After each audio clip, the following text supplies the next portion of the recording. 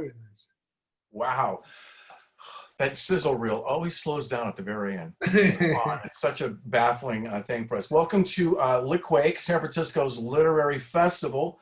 We are virtual this year, like so many other things. I'm Jack Bowler. I'm the co-founder of Litquake, and we are streaming live from the Bay Area and around the world. This is our 21st year as a festival, and our schedule runs through October 24th. You can catch all the details at litquake.org. Tonight, we are so honored to be able to present Juan Felipe Herrera along with Jericho Brown.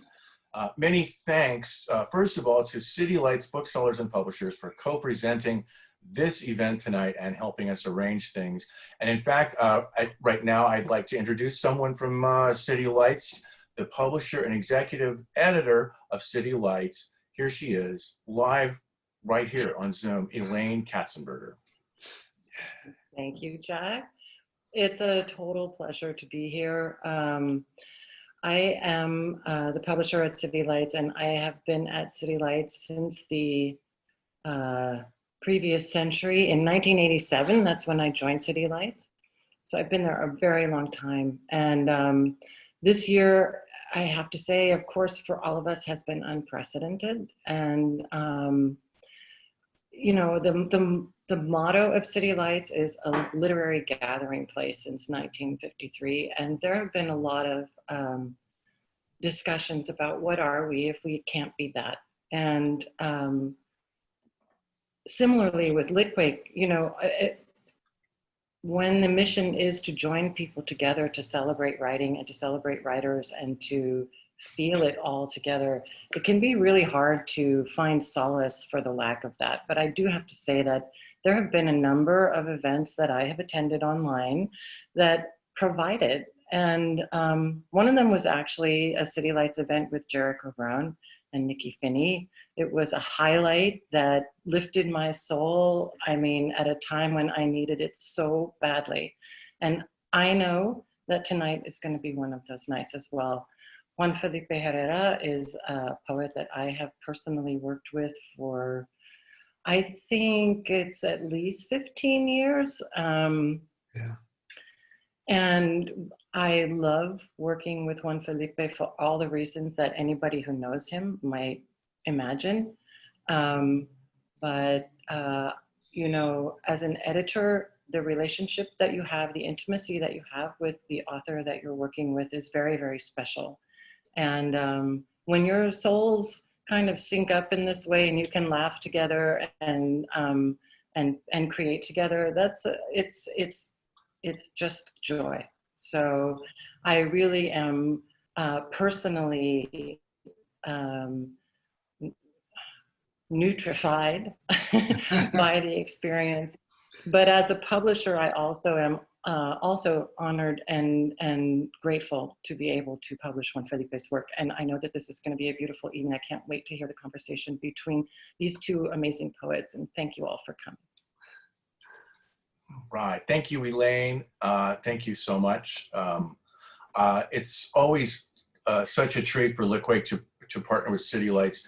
You know, we've been doing this 21 years, but I always feel like, you know, if we're ever getting into an area where, I don't know, it's a little lightweight, or I don't know, that might be a little goofy, I always look over and think, what would City Lights is right there in North Beach. They're looking over our shoulder. We can't, you know, you got to be like, you know, keep your nose, you know, to the grindstone and have fun too. So I'm so glad that we're able to partner with City Lights for this. And we're doing a few events with City Lights during the festival this year, and this is the first one. So a few things before we start. As you're watching, please feel free to ask Juan and Jericho a question. We're going to do an audience Q&A for this event. There's a Q&A feature at the bottom of your screen. Just type in your question there, and we'll get to those in the second half of the event. Afterwards, you'll be asked to fill out a little survey. Please take a few moments to reply to that if you can. Don't forget to follow Litquake on Facebook, Twitter, and Instagram for the latest updates. You can also support Juan and Jericho by buying their books. You can go to City Lights store at citylights.com, or you can also go to the Litquake bookshelf at bookshop.org. We also ask for your support of the Litquake organization. so we can continue to do these events for free. It's that kind of a world, you know. Even Netflix costs money, but literary events are free. So if you believe in keeping literature a key component of the cultural landscape here in San Francisco, please consider dropping us a few dollars. You can Venmo us, PayPal, or go directly to litquake.org. So tonight, we celebrate the publication of Juan Felipe Herrera's new collection, Every Day We Get More Illegal. In this collection of poems, which were written during and immediately after 2 years on the road as United States Poet Laureate, Juan reports back on his travels through contemporary America. These are poems written in the heat of witness and later in quiet moments of reflection. They coalesce into an urgent, trenchant, and yet hope-filled portrait. And here's a really good quote about the book that I'm going to read. Every Day We Get More Illegal takes us on an international tour for a lesson in the history of resistance. In ways subtle and sometimes proudly loud, this book makes it exactly clear why Juan Felipe Herrera continues to be recognized and sought after for his work. Now that quote is from none other than our special guest tonight, Jericho Brown. So I'm going to read very quick bios for these guys. It's a crime to keep them so short because they've both done so much in their lives already. But I'm just going to rattle off a few things, and then we'll get to it. Just, you know, if you've never heard of them, you're just tuning in like, hey, what's going on? Well, Juan Felipe Herrera is the 21st Poet Laureate of the United States from 2015 to 2016, and he's the first Latino to hold the position. And from 2012 to 2014, he also served as California State Poet Laureate. So a lot of laureates. His many collections of poetry include Every Day We Get More Illegal, Notes on the Assemblage, Senegal Taxi, Half of the World in Light, and 187 Reasons Mexicanos Can't Cross the Border, Undocumented 1971 to 2007. Juan has received numerous awards, including a Guggenheim Fellowship, and he's also a performance artist and an activist on behalf of migrant and indigenous communities and at-risk youth. He is beaming into us tonight from his home in Fresno, California. And he will be on screen and engaging with Jericho Brown, who is author of The Tradition, for which he just received the 2020 Pulitzer Prize in Poetry. He's published 2 previous books, Please and The New Testament. He's also received many honors, including a Guggenheim Fellowship and the Whiting Award.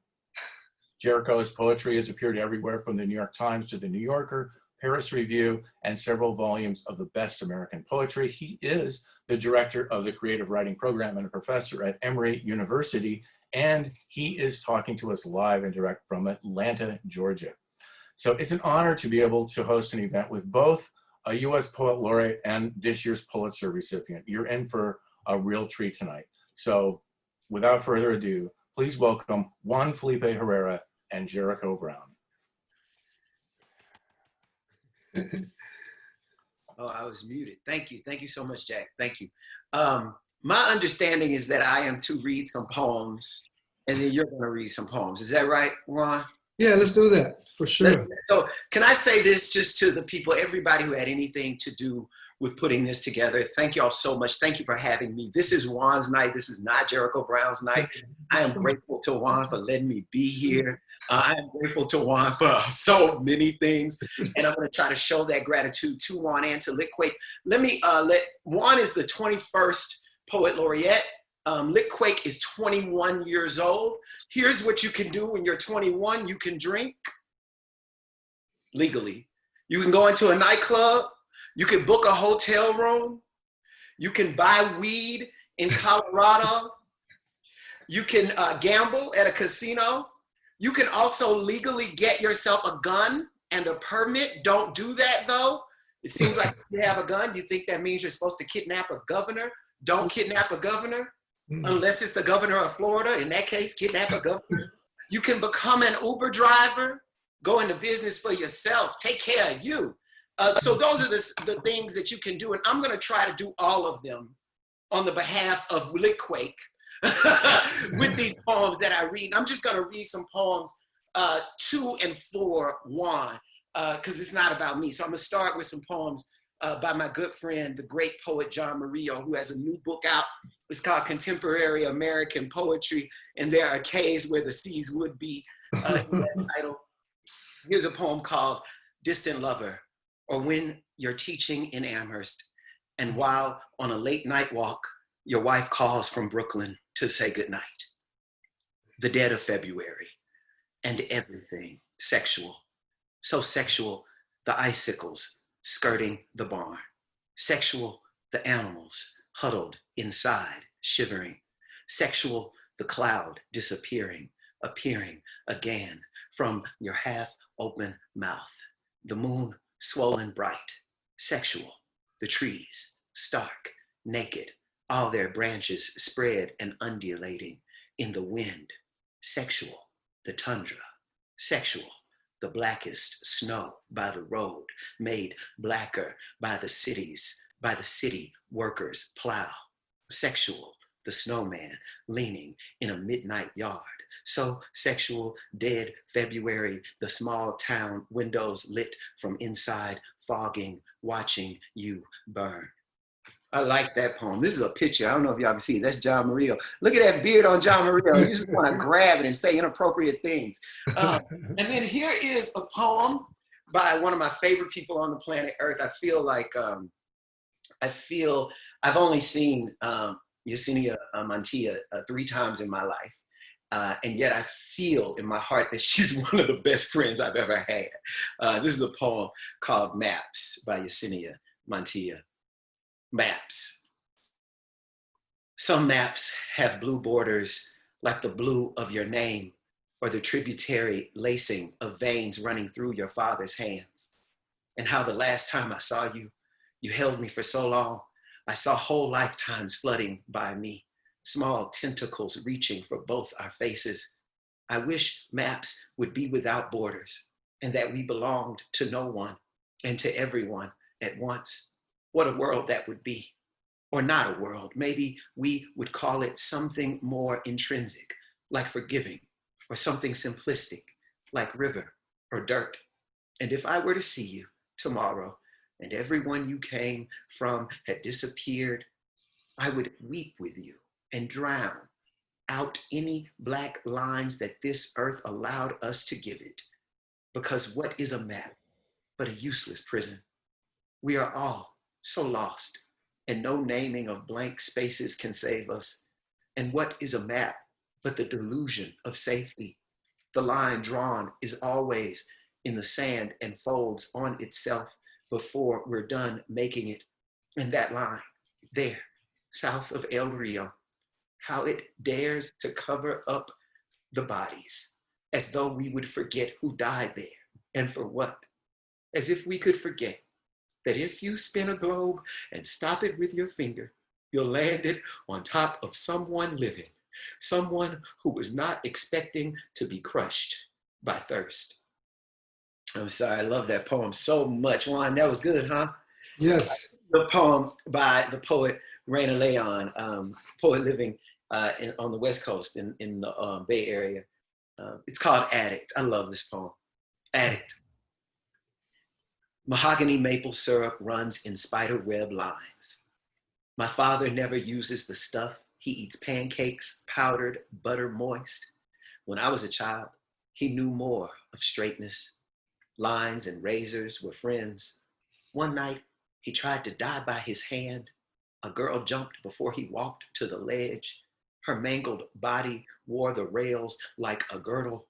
Her limbs so thin, they became a blood putty. Angel, her name.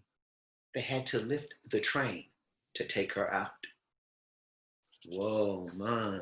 People just be all right. Here's a poem by one of, I think Natalie Diaz is one of the best poets walking the face of this earth. When I read Natalie Diaz's poems, it feels like when I read Toni Morrison's novels. I cannot believe she is alive. I'm like, are you really here? My Brother, My Wound by Natalie Diaz. My Brother, My Wound. He was calling in the bulls from the street. They came like a dark river, a blur of chest and hoof, everything moving under, splinter, hooked their thorns through the walls. Light hummed the holes like yellow jackets. My mouth was a nest torn empty. Then he was at the table. Then in the pig's jaws. He was not hungry. He was stopped. He was bad apple. He was choking. So I punched my fists against his stomach. Mars flew out and broke open or bloomed. How many small red eyes shut in that husk? He said, look, look. And they did. He said, lift up your shirt. And I did. He slid his fork beneath my ribs. Yes, he sang, a Jesus side wound. It wouldn't stop bleeding. He reached inside and turned on the lamp. I never knew I was also a lamp until the light fell out of me, dripped down my thigh, flew up in me, caught in my throat like a canary. Canaries really means dogs, he said. He put on his shoes. You started this with your mouth, he pointed. Where are you going? I asked. To ride the Ferris wheel, he answered, and climbed inside me like a window. Man, people be out here, right? I am not ready. Beautiful. I'll have 3 more poems for y'all. I promise. This ain't gonna take me too long. Here's a poem by. I'm only reading poems by fine people. Fine where I'm from means people that you really want to look at. So they're really great poets, but they also real fine. This is a poem by Elizabeth Acevedo, who, by the way, said my name one time, and I thought I was gonna die. Anyway, it's called Iron. Iron. And although I am a poet, I am not the bullet. I will not heat search the soft points. I am not the coroner who will gaze her hand over naked knees, who will swish her fingers in the mouth, who will flip the body over, her eye a hook fishing for government-issued lead. I am not the sidewalk, which is unsurprised as another cheek scrapes harsh against it. Although I too enjoy soft palms on me, enjoy the rest on my body with a hard breath, I have clasped this man inside me and released him again and again, listening to him die thousands of little deaths. What is a good metaphor for a woman who loves in a time like this? I am no scalpel or high thread count sheet, no gavel or hand-painted teacup. I am neither, nor romanced by the street lamp nor candlelight. My hands are not an iron, but look, they're hot. Look how I place them in love on his skin, and I am still able to unwrinkle his spine. It's a great poem. And before I read one of my poems, I'll read a short poem by Juan Felipe Herrera's classmate, Joy Harjo. Don't bother the earth spirit. Don't bother the earth spirit who lives here. She is working on a story. It is the oldest story in the world, and it is delicate, changing. If she sees you watching, she will invite you in for coffee, give you warm bread, and you will be obligated to stay and listen. But this is no ordinary story. You will have to endure earthquakes, lightning, the deaths of all those you love, the most blinding beauty. It's a story so compelling, you may never want to leave. This is how she traps you. See that stone finger over there? That is the only one who ever escaped. And I'll finish with one of my poems, and then we'll do what we came here to do. We really came here to hear Juan Felipe Herrera's poem. I think I wrote a book, and I thought it was over here. I'm not. Oh, here it is. I was like, I'm sure. I'm sitting there like, well, maybe I done lied and I ain't wrote no book. Okay, here's the book I wrote. It's called The Tradition. And in this book is a poem called 40 in the Morning. 40 in the morning. My mother grew morning glories that spilled onto the walkway toward her porch because she was a woman with land who showed as much by giving it color. She told me I could have whatever I worked for. That means she was an American. But she'd say it was because she believed in God. I am ashamed of America and confounded by God. I thank God for my citizenship in spite of the timer set on my life to write these words. I love my mother. I love Black women who plant flowers as sheepish as their sons. By the time the blooms unfurl themselves for a few hours of light, the women who tend them are already at work. Blue, I'll never know who started the lie that we are lazy, but I'd love to wake that bastard up at 4 in the morning, toss him in a truck, and drive him under God past every bus stop in America to see all those Black folk waiting to go work for whatever they want. A house, a boy to keep the lawn cut, some color in the yard. My God, we leave things green. Thank y'all so much. Oh, Thank you. beautiful. Thank you, Juan. We love you so much. Yeah, I'm reading you beautiful. all these poems because I'm reading you poems from the people who love you. God bless you. Yeah, we love you too, Jericho. I love you too. And thanks for reading those poems. They were beautiful poems. Beautiful poems, each one. And that t-shirt you got there is most interesting.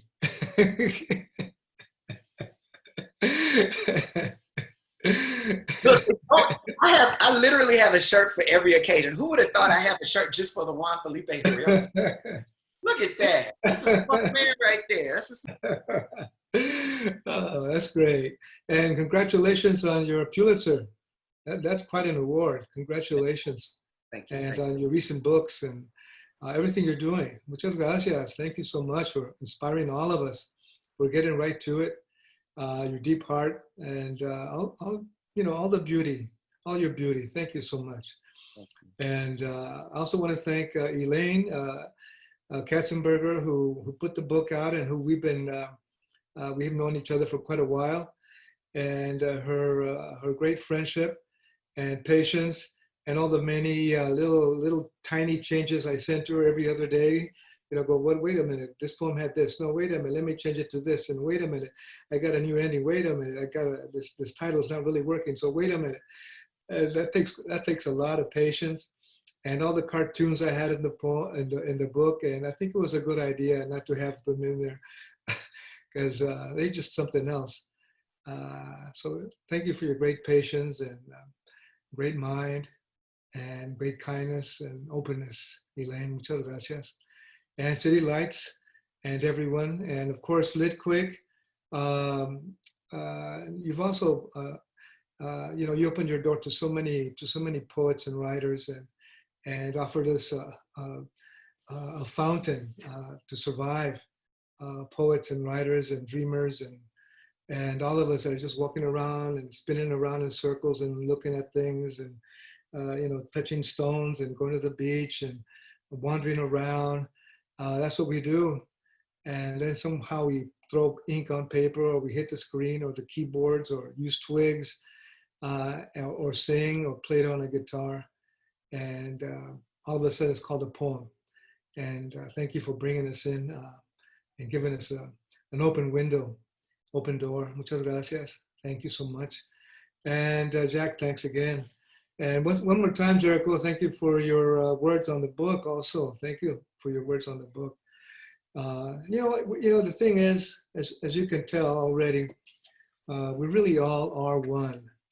We really all are kind of doing the same thing, breathing the same, whatever kind of air we're breathing it, and living the same life, the same big life.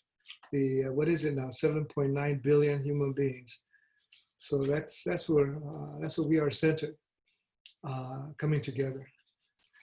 Every day we get more illegal. I think that's the feeling I had. That's the feeling I had. I think that's the feeling we all have, of how every day things get tighter, or things get shakier, or things get lovelier, and they all go together. Like tonight, I think the lovelier is coming together with Jericho and everyone that's here, and all our, Elaine and Jack and Litquake and Hunter, the whole group, and all of you, and many more. And there's also all the division and the pain and the suffering. So we're here to bring harmony, and we're here to bring unity and to bring each other together. We were the visible ones. Fuimos visibles. We were the visible ones. We were the visible. We were visible, then invisible. We were visible, ocean and geometry, ocelote and panther, then invisible, then deeper, invisible, then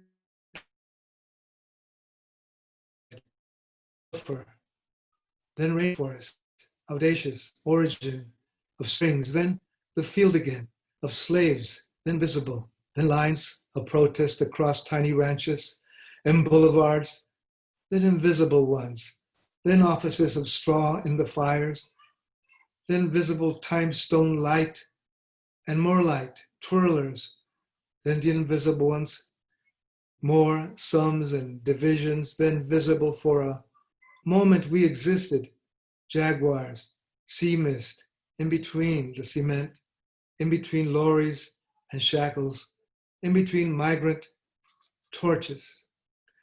Fuimos visibles, luego invisibles, fuimos visibles, mar y geometría, ocelote y pantera, luego visibles, invisibles, luego más invisibles, luego pirámide, luego azufre, luego selva audaz, luego hilo de orígenes, luego cereal de esclavo, luego visibles, luego manifestación a través de estancias y bulevares, luego invisibles, luego oficinas de paja en los fuegos, luego visibles, piedra de tiempo, luz y más luz, girando, luego invisibles, sumas, divisiones, luego visibles. Por un momento existimos, jaguares, brisas, entre los cementos, entre los camiones y eslabones, entre los senderos migrantes.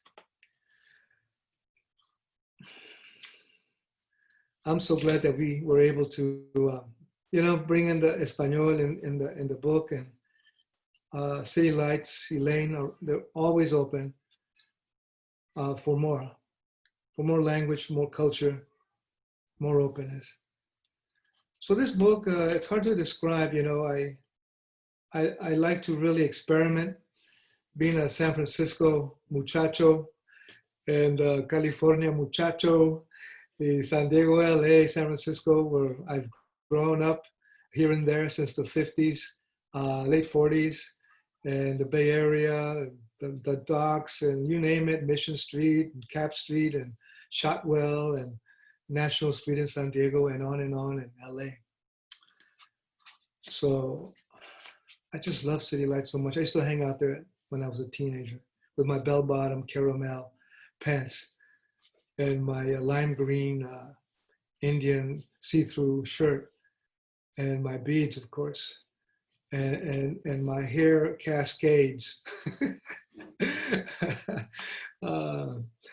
Basho and Mandela. As Basho has said, it is a narrow road to the deep north. As Mandela has said, the haphazard segregation later became a well-orchestrated segregation. As Basho has said, the journey began with an attained awareness that at any moment you can become a weather-exposed skeleton. Think of us in this manner. These are notes for your nourishment. Hold them as bowls of kindness from journeys of bravery, the will to seek and find the sudden turning rivers and the dawn-eyed freedom. Thinking about the migrantes, our migrant sisters and brothers, many of us, immigrants, exiles, migrants, migrantes, immigrants, the word doesn't really matter anymore. Those of us that are just moving forward, attempting to survive, to leave violence, to leave torture, to leave all those incredible sadist,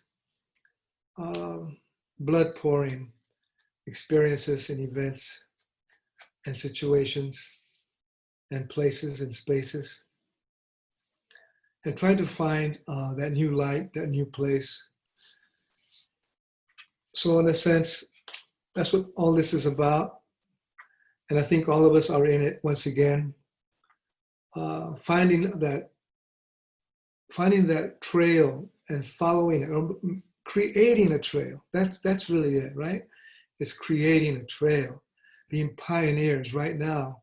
Jericho pioneer, Elaine pioneer, Litquake pioneers, all of you, all of us pioneers, crushing, breaking through, opening a road, creating a road to that place where we can be human beings, seen as human beings. Bashon Mandela. Yes, indeed. It's difficult to choose poems. It's difficult to choose poems. You just don't talk about it.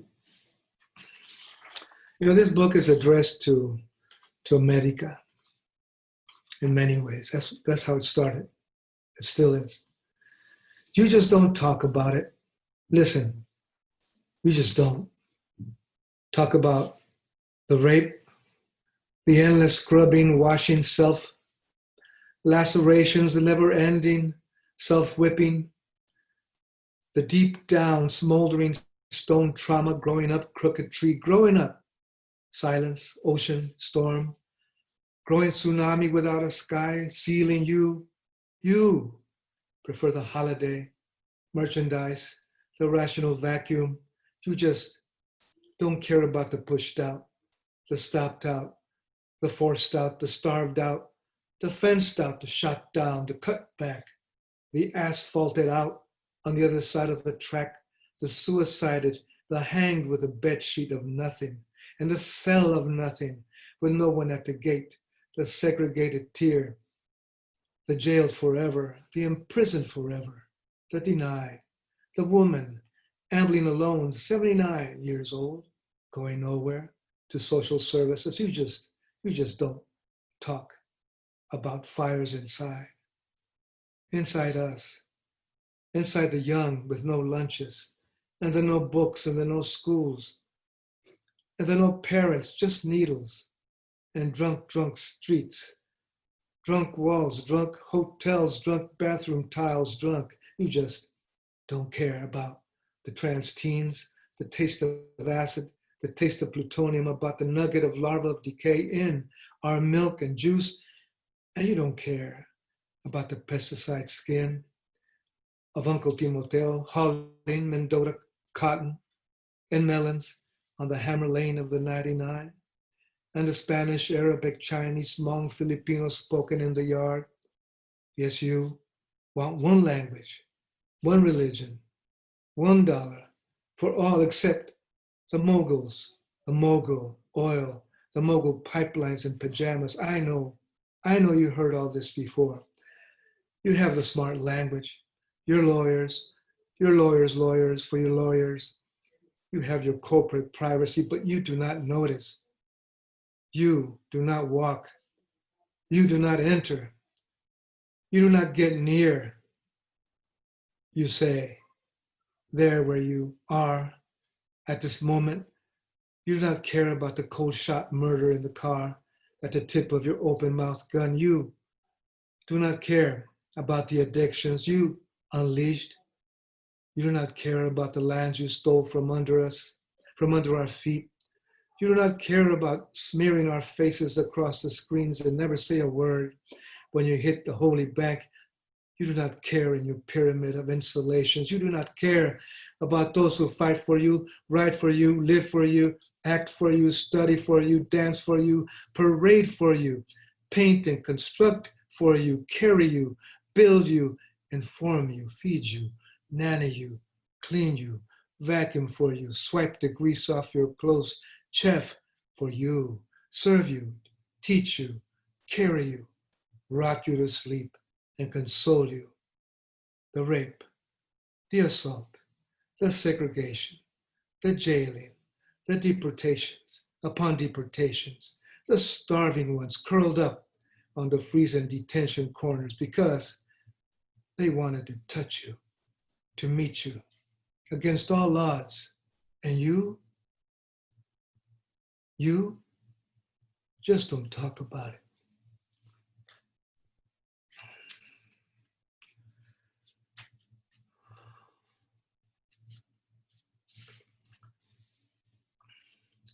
touch the earth once again.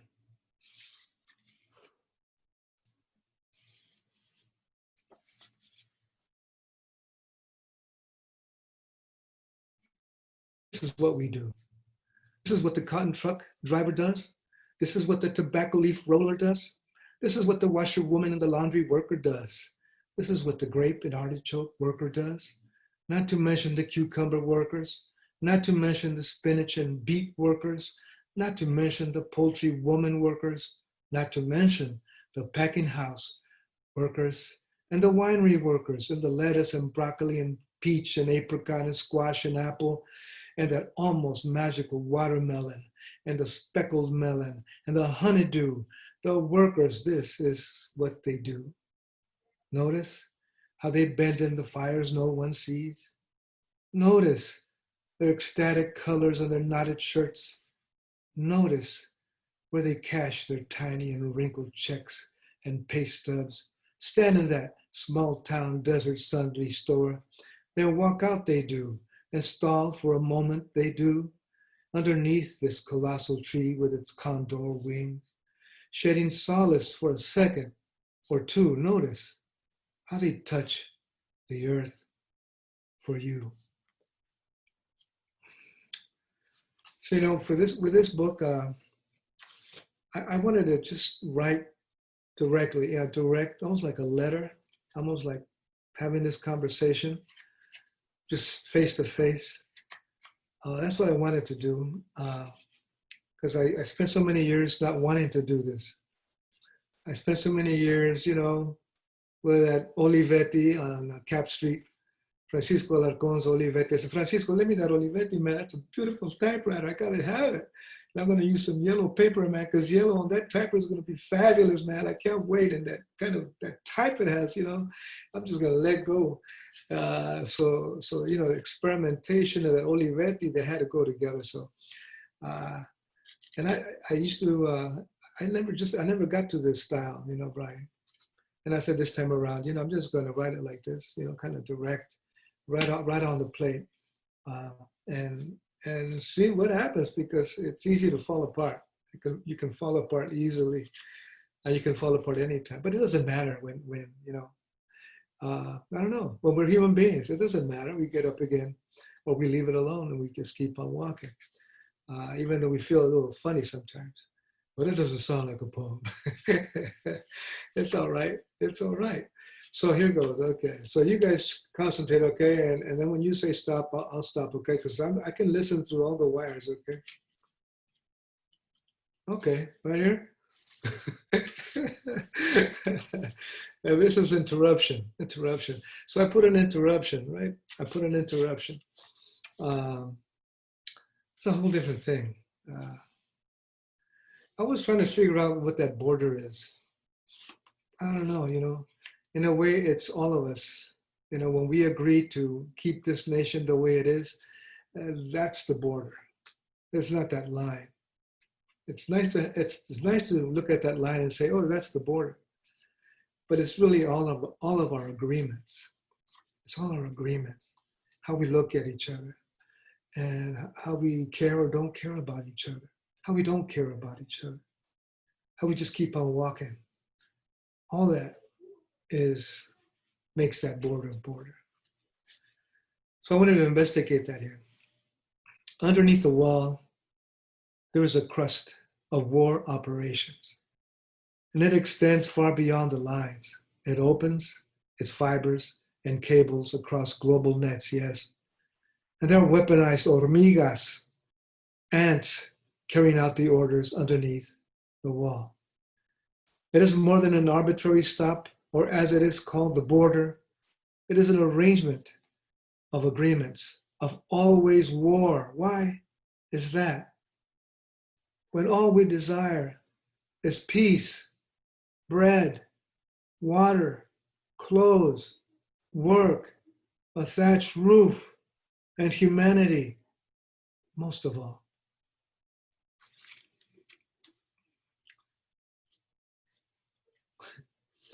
Thank you, Jericho. Thank you. You know, I was looking every now and then, like Jericho says, you know, like yourselves, you know, we get called on to do something for a friend, or we get called on to judge a book prize or write a few words for a friend's book or a book that we've been invited to write a line for. And we all get requests. Every moment of our lives, there's a request. Every moment of our life, there's a request. We pass someone and we sense that they're in pain. That's a request. That's a request. That's a difficult request, but that's a request. In this case, I was looking at artwork by, let me see if I can get it right, Jonathan Maldonado, who was a 12th grader at Essex Street Academy in New York. And this was part of the National Catalog of the Scholastic Art and Writing Awards. And I was really moved by it. He had photographs of his father in different light, when wearing a t-shirt, in different rooms. This is called Todavía estoy aquí, the father said. I'm still here, the father said. Still here, I am still here at times. Still here in half light at times with you, peering at this odd angled orb. Todavía estoy aquí. For you, yes. Para ti, todavía. Still here I am. For you, todavía. Still here. It is true. Para ti. For you. In half light. It is the way. It is this way. Still, full face. Toward you. Still here. For you. At times, I sleep. At times, all I can see barely. At times, the shadow.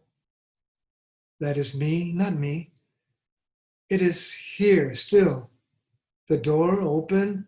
At times, burns without me. Even though I am still here. Todavía. For you, para ti. On occasion, you notice me. Look down. I look down. A smile. Yes, a tiny smile comes to me. For you. Para ti, todavía. Aquí, here. For you, here. I am. Both of us. And darker light filters then. The last time we stood together. Todavía still here. On this half orb. Both of us. A father and a clean washed shirt after a scalding shower todavía. Still, you, me, without the shadow. At times, the shadow. I cannot tell I sleep. The blankets folded and unfolded todavía. Still here, para ti, for you. Todavía, todavía, estoy aquí. Para ti, still here. I'm still here. Here. Yes, yes. For you, I am.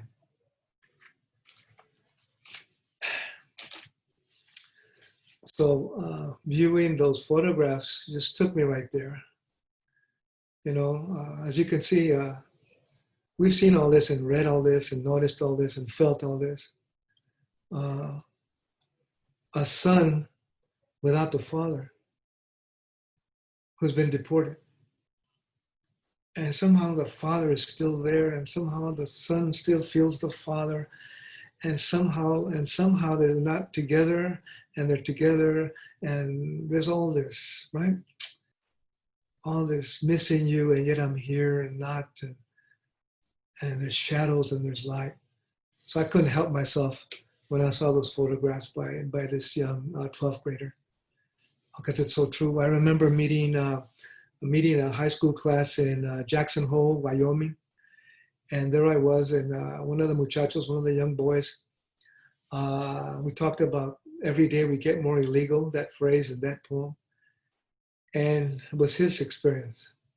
He said, I said, I'm here, but I feel like I'm still in Mexico. And my dog and my mother, but I'm here. And so he just felt, separated, torn. And yet he was a beautiful young man writing a poem. And then, as you know, as we have read the stories of our migrants, families and immigrant families and families that have been separated one way or another, whether it's about the border or not, it doesn't matter. It doesn't matter. And this one is about a mother and her son. They both somehow survived that crossing. I don't know how. And they had a little apartment and they had a little bed. And the boy was 14 and all he could do was just lay down and face down in that bed. That's all he could do. Nothing else. And then when he walked out, he said, "Well, come on, let's take a walk. Come on, let's go take a walk, get some air." And he just walked ahead of her, going nowhere. And she walked out, behind him in this block. And then he turned around. So all those are the feelings that kind of got me to this book. The thing is, remember, there's pain and suffering. And there's also overcoming and flourishing. One, the pain is not going to overtake the flourishing. As deep and ugly as the pain is and the suffering has been, it will never overtake the flourishing, the pioneering, the bravery, the love, the togetherness. Even torn apart is not going to overtake it. So let us salute our migrant brothers and sisters, all those split apart. Yeah, and all those working for them, like you and everyone here tonight. I think I'm kind of getting close to the close time. Close up. Okay, un poema más and pa adelante vamos. One more poem and we'll get on down to the coffee grounds, as Alfonsito Texidor used to say in the Mission District. Say, Juan Felipe, you got to get on down to the coffee grounds, man. That's true. We got to get on down to the coffee grounds. Touch the earth. Okay, enough. And an interview with the border machine. Oh, this is going to take me down to the basement again. But it's so true. All right. I'm not a paid protester. I hope you enjoy this one. So there's two voices. It's like an interrogation. And you know how we get interrogated, right? The border world is about being interrogated. Or living in the barrio and the hood is about being interrogated. Or just walking down the street, it's about being interrogated, whether there's a voice interrogating you or not. But we're here to change that. We're here to change that. And it's changing because of your beautiful hearts and your beautiful voices. Don't think it's to be done in the future. It's happening right now. I'm not a paid protester. You're a paid protester. No. We know you're being paid. No. We know you're being paid at this very moment. No. We know you're being funded by shadow investors. That's incorrect. We know that you meet with shadow investors interested in overturning our structures. I'm not concerned with your structures. As a matter of fact, you do not have any so-called structures at this time. That's what you have been instructed to say. We know. No, you do not. You have been instructed to launch a spiral, a ring across the edifice, to install a fracture, a severance, a crevice. What do you say? How do you know? We know you do things, and then you do them. I'm protesting, that is all. No, you are not. No way. I'm here of my own free will. There's no such thing. Yes, that is why I am protesting. You are paid. Listen, I'm protesting out of my own free will. There is no such thing. How about some candy? You're bribing me. I don't do that. Of course. How about some, I got ginseng. No way. Never. Take my frog. You gotta be kidding. Take it. You're out of your mind. It's a meditation frog. Never in your life. You can meditate with it. We're getting nowhere. Excellent. What? We are on the way. I'm hitting the button. Get out of your bubble. I'm hitting the button. What button? The deportation button. Wow. You hear me? Wow. I'm hitting it. It's not the deportation button. Push it. You're tricking me. It's the mass hypnosis button. You're out of your gourd, sir. Push it. I don't want to push it. Push it.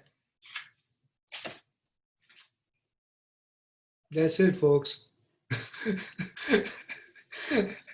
Hypnosis. Haven't you thought of that? Thank you, Jericho. Gracias. Yeah, well, muchas gracias. Just a short word on hypnosis. Don't you feel that's going on sometimes? It's like this whole thing about alternate reality, alternate facts, and fakeism, and fake news, and fake truth, and fake newspapers, and just the fakeology, mythology, ideology.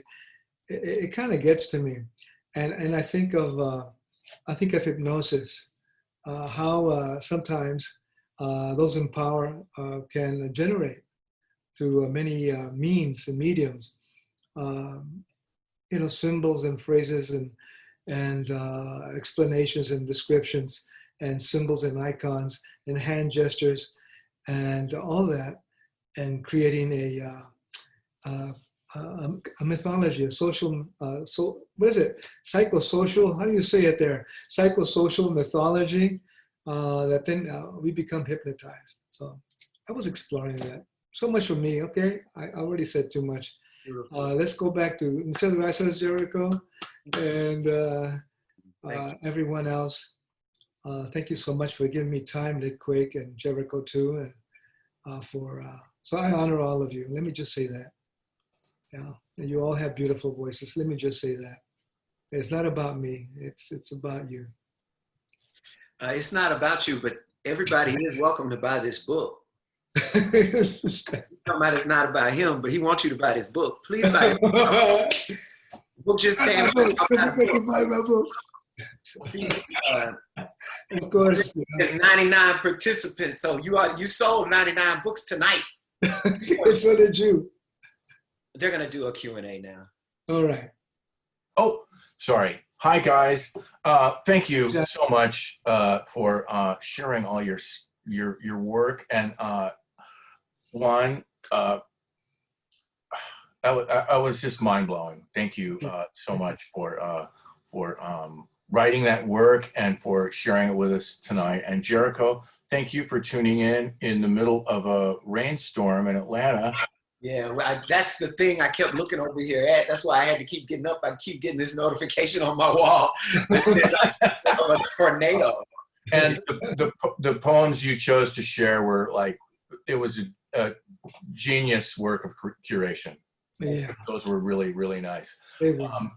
I am happy to say we have absolutely no questions, but we have some really, that means people are listening. That doesn't mean people are thinking about themselves, So let me just read a few of these comments because I think you guys should hear these, okay? A woman named Georgina says, I don't have a question, but I just have to say my best act of self-care today was listening to these profound poets, exclamation point. This country and this world is better because of poets like Juan and Jericho. After being inspired by Juan being the first Mexican-American poet laureate of the US, I became the first Mexican-American poet laureate in my county. You both inspire. Thank you. Thank you. That's Georgina. Vicky tunes in and says, bravo, my soul is rejuvenated. Thank you. Oh, thank you. And Katie says, thank you. Incredible and moving poems. Lydia says, my deepest thanks. And William says, coffee grounds are good fertilizer for morning glories. So you know. Take it down to the coffee grounds. Yeah.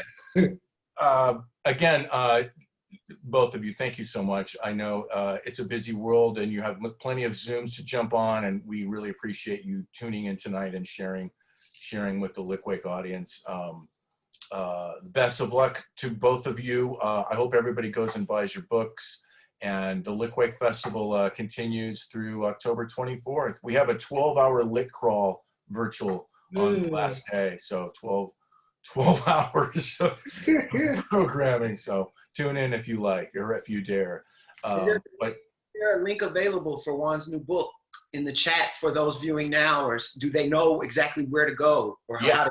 citylights.com. It's also on the Litquake website. But Hunter, Hunter can paste that in too, so people will know exactly. We want to buy Juan's book from Juan's publisher. Cool. Great. Thank you. Yeah, I think that's it, you guys.